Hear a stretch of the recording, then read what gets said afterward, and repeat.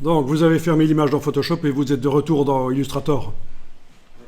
Alors, on va mettre en place un système de symétrie. Comme ça, vous allez voir comment on le met en place depuis le départ.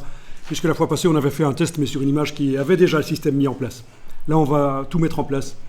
On va faire ça dans un nouveau document. Donc, ce document-ci, vous pouvez le supprimer.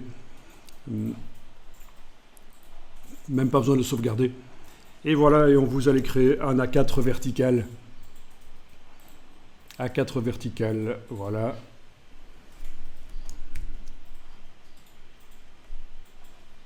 Bien. Alors, dans ce document Illustrator A4 vertical, on va faire une ligne verticale.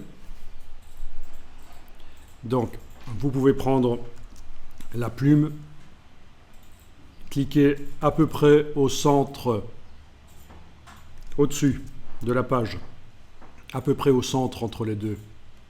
Voilà. Et en enfonçant la touche majuscule, vous allez en bas et vous cliquez, vous avez fait une ligne droite. Voilà. Alors les points chez moi, ils sont très grands. Je vais vous expliquer pourquoi et vous pouvez régler ça comme ça si vous voulez aussi. Bon, je vais quitter le mode de création là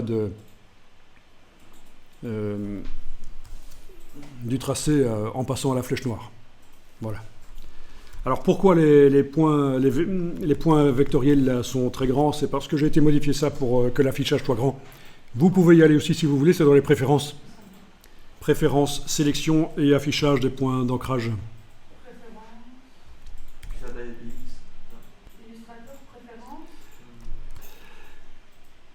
Voilà. C'est ici que ça se passe. La taille a été modifiée pour que les points, les tangentes, tout ça apparaissent le plus grand possible. Vous n'êtes pas obligé de le faire. Moi, je l'ai fait pour la démonstration, la projection. Mais enfin, c'est là que ça se passe. C'est pour ça que ça apparaît déjà bien grand chez moi. Bon, vous pouvez enregistrer le document Illustrator déjà dans le dossier d'aujourd'hui. Je vais l'appeler mise en place symétrie et je vais mettre un incrément ici à la fin parce que je vais enregistrer plusieurs fois sous un nom différent le document. Comme ça, je garde la progression.